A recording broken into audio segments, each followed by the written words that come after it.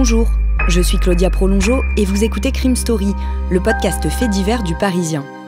Décidément, ce sont les faits divers et leurs conséquences qui ont la vedette aujourd'hui.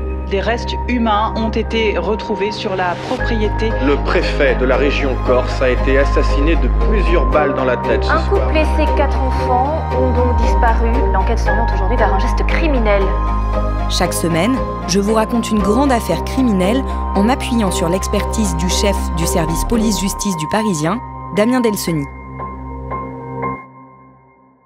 Bonjour Damien. Bonjour Claudia. Aujourd'hui dans Crime Story, le parcours criminel de l'homme en noir. Ou comment l'ombre d'un prédateur allemand est venue planer sur la disparition en Loire-Atlantique d'un petit garçon longtemps resté un cold case.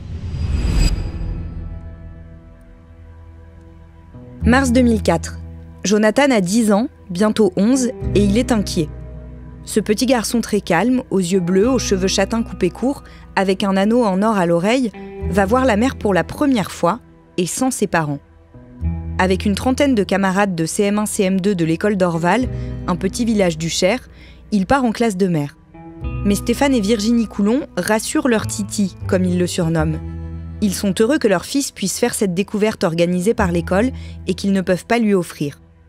Le mercredi 31 mars, c'est le départ en car pour Saint-Brévin-les-Pins, une commune de Loire-Atlantique située à côté de La Baule, à 400 km de chez Jonathan.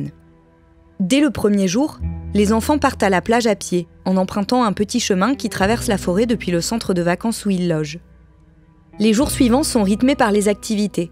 Parties de foot, char à voile, cerf-volant, visite d'un sous-marin et d'un chalutier, apprentissage des techniques de fabrication de sel fin et de gros sel dans les marais salants de Guérande. Dans les 3 bâtiments du camp, les enfants sont répartis par dortoir de 6 places. L'instituteur et 2 animateurs dorment dans une chambre attenante. La conductrice du car est aussi installée dans une autre chambre. Le mercredi 7 avril, vers 7h30, les surveillants font le tour des chambres pour réveiller les enfants.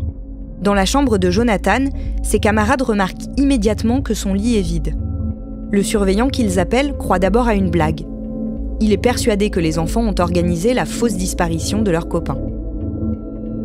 Mais après quelques minutes, il réalise que si Jonathan est caché quelque part, les autres en tout cas ne sont pas au courant. Surveillants et enfants commencent à chercher Jonathan. Au fur et à mesure qu'ils font le tour des pièces, leurs craintes grandissent. Après avoir fouillé toutes les chambres, les cuisines et le terrain qui entoure les bâtiments, il faut se rendre à l'évidence. Jonathan a disparu. À 8h30, les gendarmes sont sur place. Que s'est-il passé ? Le petit garçon a-t-il été enlevé ? A-t-il décidé de fuguer ? La première option semble peu probable, car pour arriver jusqu'à la chambre de Jonathan, il faut passer devant celle des surveillants et de son professeur, sans se faire repérer. C'est très risqué. Comme le lit du petit garçon est celui qui est le plus près de la porte, les enquêteurs imaginent plutôt qu'il a pu partir volontairement et sans réveiller les autres enfants de la chambre.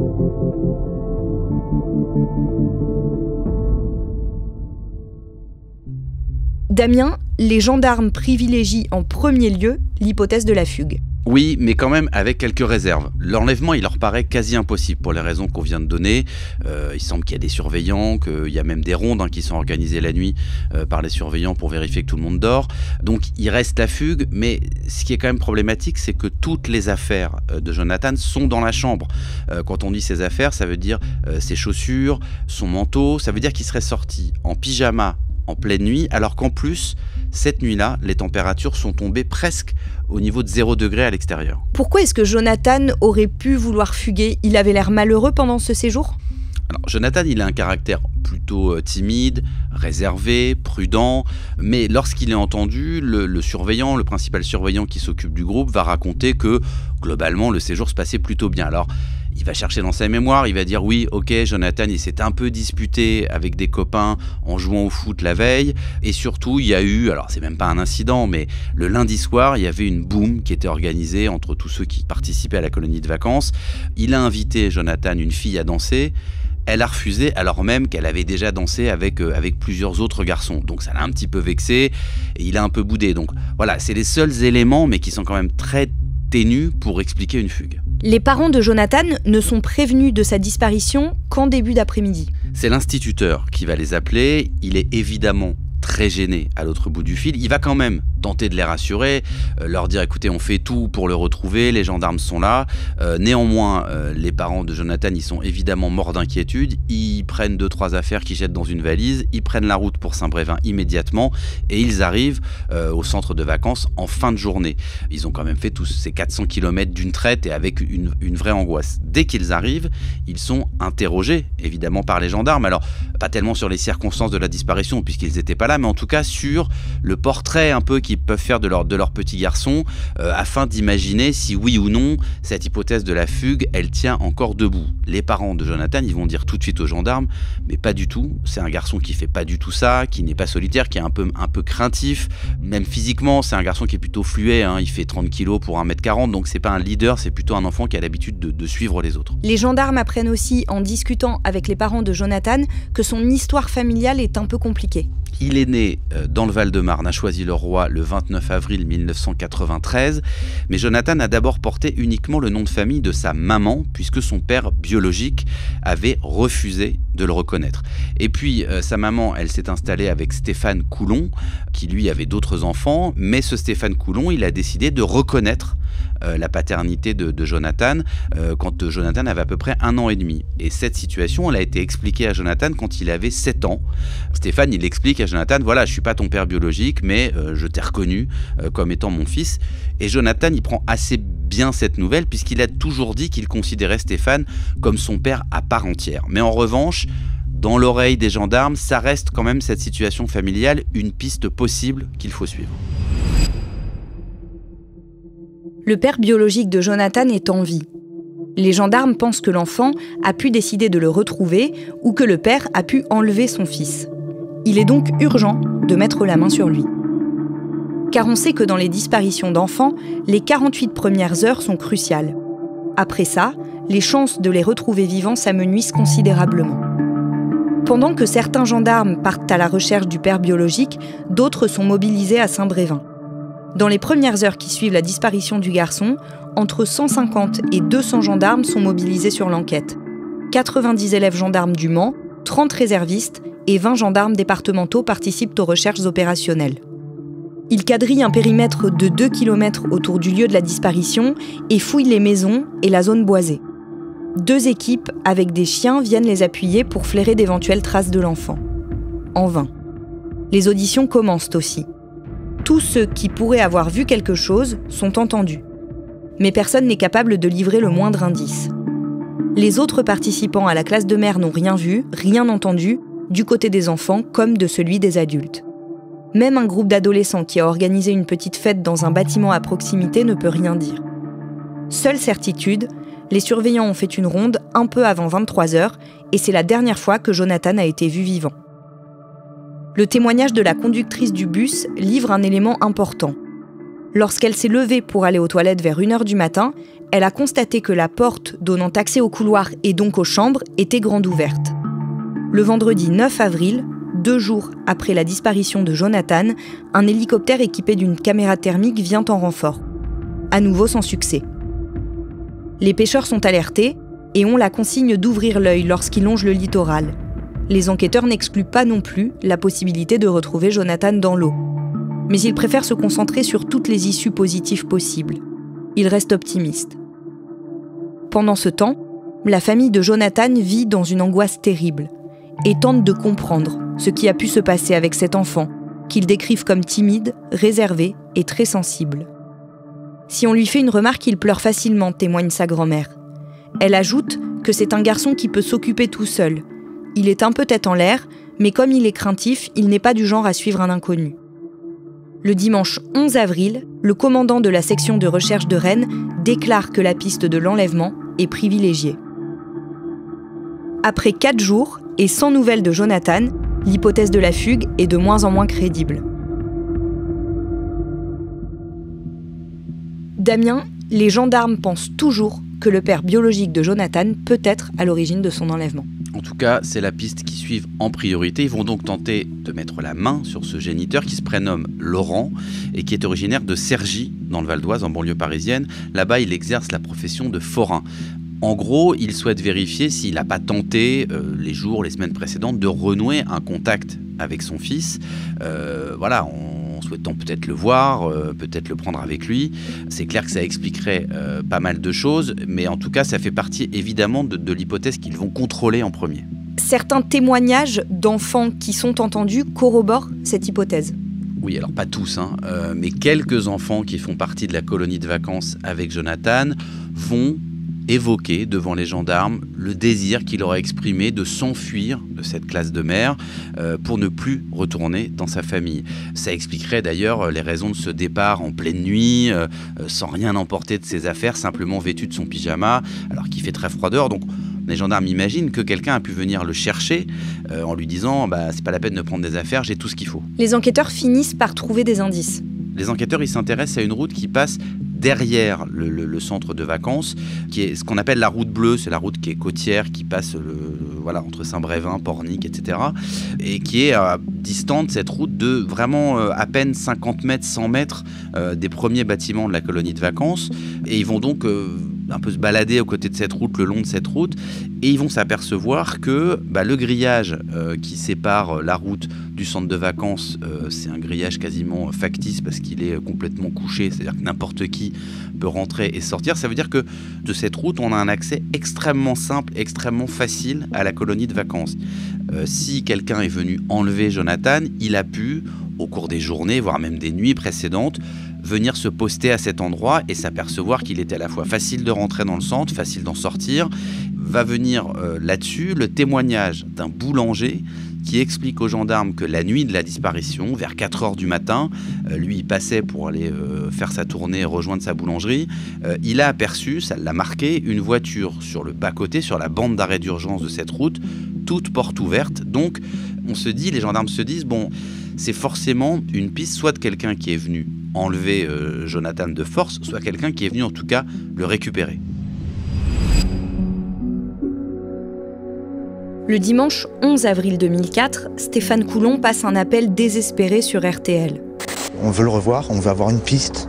Les gens, il faut qu'ils sachent qu'on l'appelle Titi ou Cowboy. S'il a peur, appelez-le par son surnom. C'est le seul moyen de le réconforter. Qu'on lui dise que ses sœurs l'attendent, que nous on l'attend, que sa mère attend qu'il revienne. On ne va pas le fâcher, on se pose des questions. Le mardi 13 avril, une enquête est ouverte pour enlèvement et séquestration. Pour la justice, le caractère criminel de l'affaire ne fait plus aucun doute. Dans la soirée du jeudi 15 avril, 8 jours après la disparition de Jonathan, les enquêteurs mettent enfin la main sur son père biologique. Et ils le mettent aussitôt hors de cause.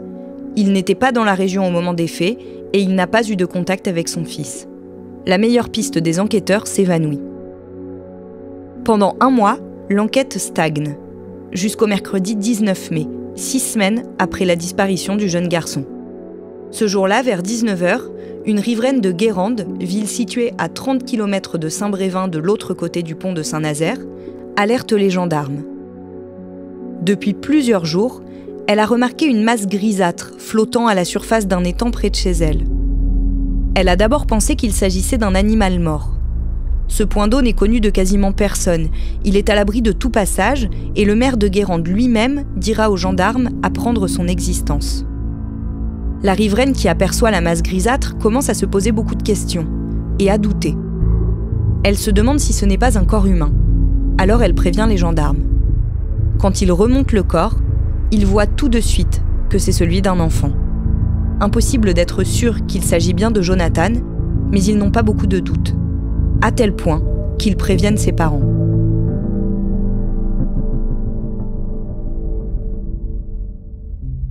Damien, l'autopsie confirme qu'il s'agit bien du petit Jonathan Coulon.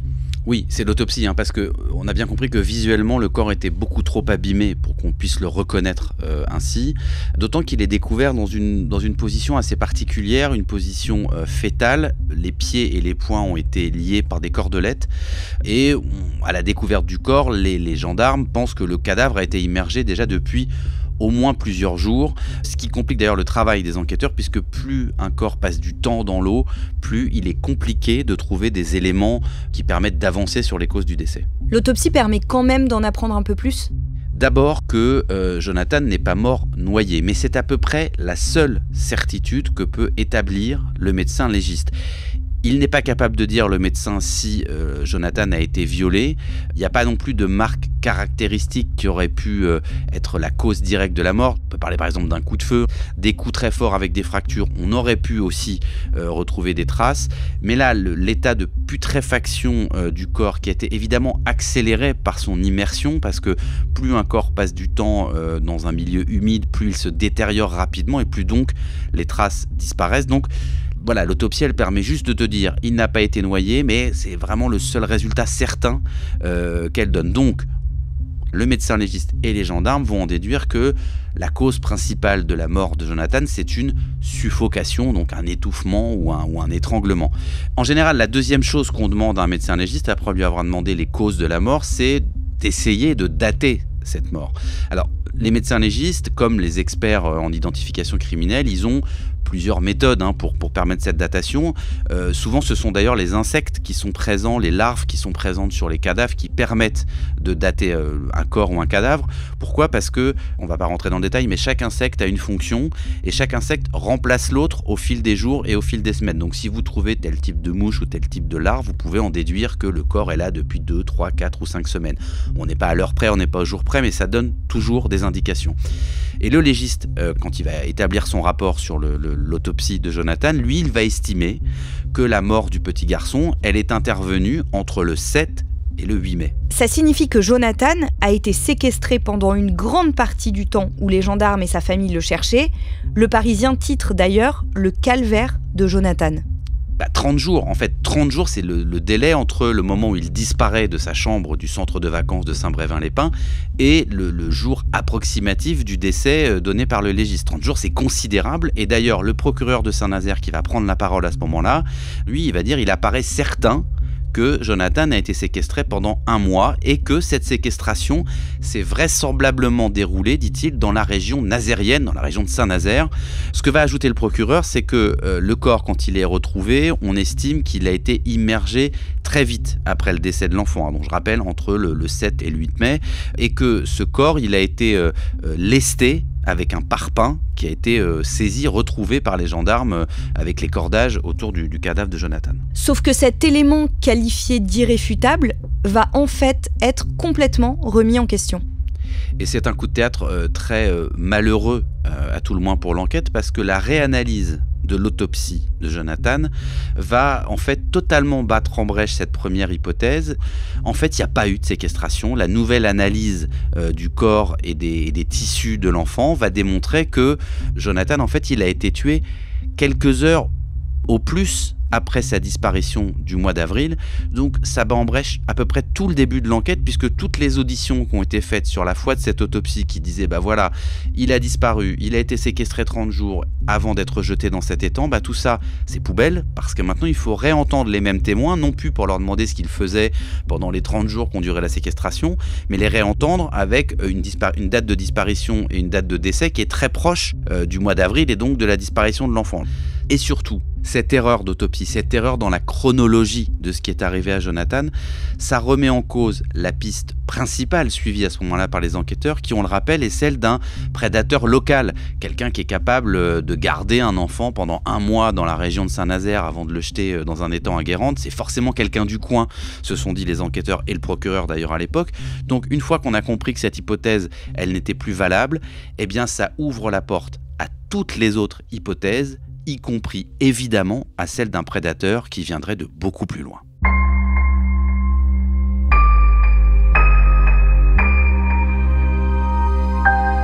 Vous venez d'écouter le premier épisode de Crime Story, L'Homme en Noir, suite et fin de ce podcast dans le 2e épisode, déjà disponible sur toutes les plateformes d'écoute et sur leparisien.fr. Crime Story est le podcast fait divers du Parisien.